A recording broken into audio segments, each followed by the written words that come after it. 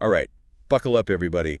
Get ready for a wild ride through the book of First Samuel. Ooh, yeah, I love this book. It's got it all drama, intrigue, epic battles. Yeah, and flawed heroes, political maneuvering. Right, and this crazy transition from the time of the judges to, well, kingship in Israel. Yeah, it really lays the groundwork for, well, for like the whole story of the Bible. Totally. And I think it all starts with this pivotal figure of Samuel, right? Oh, absolutely, the prophet Samuel. Yeah, he's like the bridge between those two eras. The last judge? Yep, and the one who anoints the first two kings of Israel. Whoa, talk about a resume, right?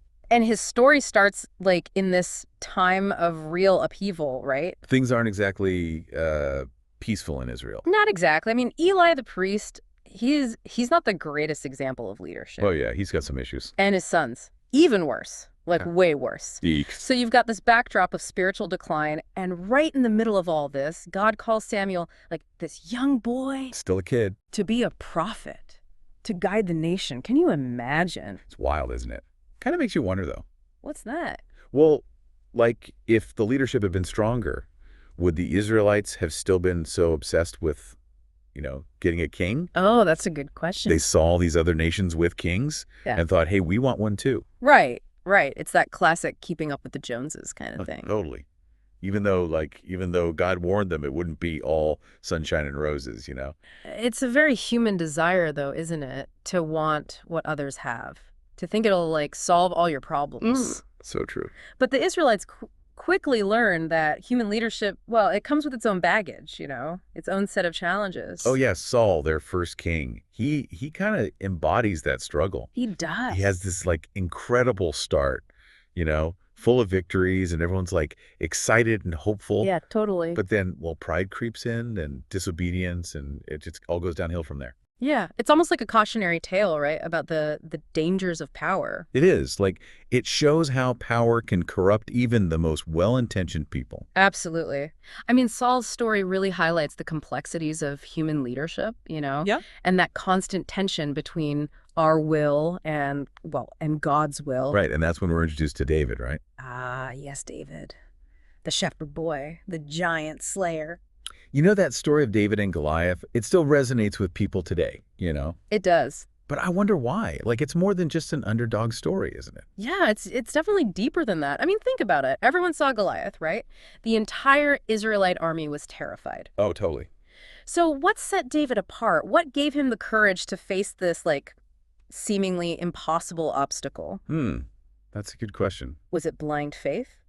Or was it this, like, deep, unshakable trust in God combined with the courage to actually, like, act on that trust?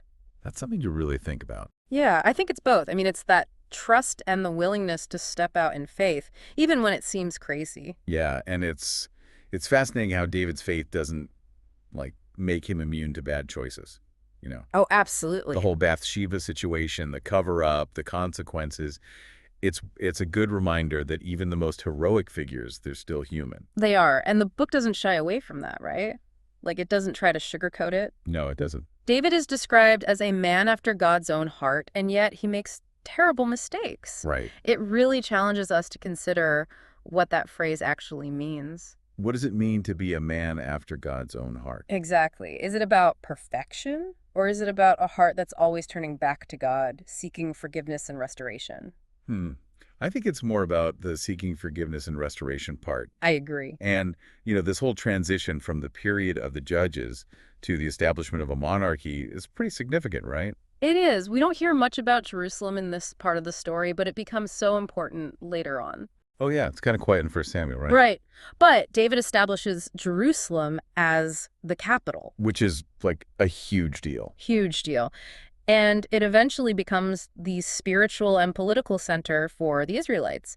Choosing Jerusalem was it was a strategic move. Oh, yeah, it unified the tribes. Exactly, and solidified David's reign. It's a pivotal moment that really sets the stage for, well, for the entire future of Israel. And then the book ends with this sense of anticipation, this looking ahead to the future of David's dynasty. It does. And we know it's not going to be easy, right? Oh, no, not at all. But there's this promise that eventually it will lead to, well, to Jesus. That's the amazing thing about the Bible, isn't it? It's all interconnected. It all fits together. Yeah, like First Samuel isn't just a standalone story. It's a foundation for everything that comes after. It Well, shows us how God works through, through flawed individuals, how he uses both triumph and failure to like shape history. and ultimately to bring about his plan of redemption. Right, exactly.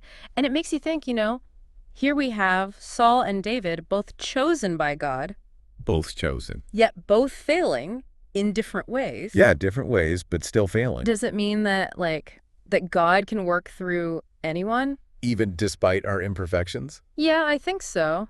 I mean, Yeah. what does that tell us about how God might be working in our own lives, right? It's a lot to think about. It is. Something to ponder as you delve deeper into this incredible book, this foundational book, this book of First I Samuel. said it better myself. It's a wild ride, but it's a ride worth taking, that's for sure. Absolutely. So until next time, keep exploring and keep asking those big questions. And keep diving deep.